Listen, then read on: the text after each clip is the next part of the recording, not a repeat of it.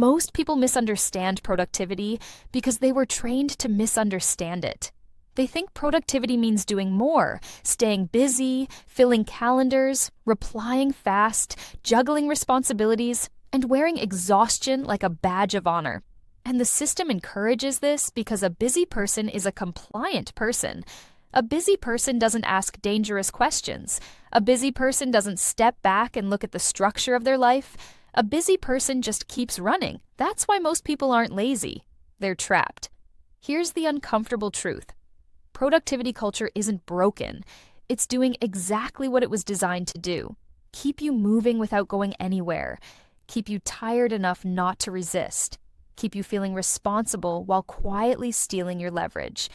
People love to say they're overwhelmed, but most people aren't overwhelmed. They're unfocused. And there's a big difference. Overwhelm implies too much work. Unfocus implies the wrong work. The book everyone quotes but few actually understand makes this painfully clear. Progress doesn't happen evenly. It happens sequentially. That's not motivational language. That's a warning. Imagine a row of dominoes. One leads to the next, but only if you knock over the right one first. If you try to push all of them at once, nothing falls. That's how most people live.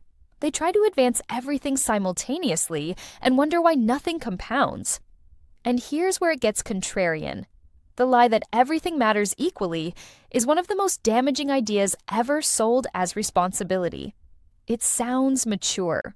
It sounds fair.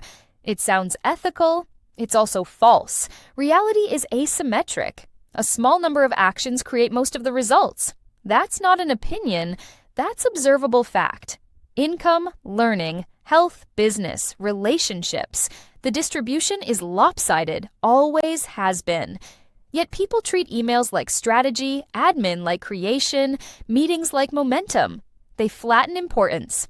And when importance is flattened, leverage disappears. High performers don't win because they work harder. They win because they're ruthless about what they ignore. This is why the idea of multitasking survives, even though it's been disproven repeatedly. Multitasking feels productive. It looks impressive.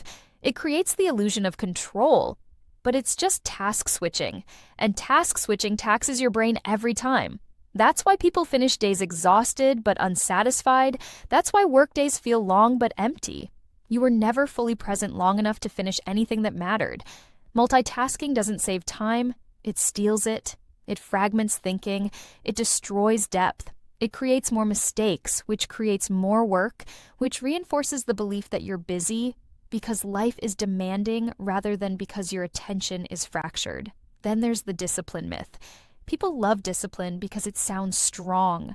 It sounds virtuous. It sounds like the solution.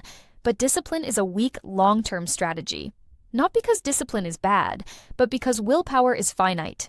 You can force yourself for a while, you can white-knuckle routines, you can push through chaos. But eventually, life interferes. Stress drains willpower, decisions pile up, something breaks. High performers don't rely on discipline, they rely on design. They remove decisions instead of powering through them. They turn priorities into habits, so effort disappears. That's the part most people miss.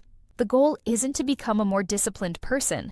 The goal is to live in a way where discipline is rarely required. And all of this collapses into one dangerous question, a question most people avoid because they already know the answer will cost them comfort. What's the one thing I can do such that by doing it, everything else becomes easier or unnecessary? That question isn't about productivity, it's about hierarchy. It forces you to admit that most of what you're doing doesn't deserve your attention right now. And that admission creates guilt. People don't avoid focus because they don't understand it. They avoid it because focus means saying no. Focus means letting things fall behind.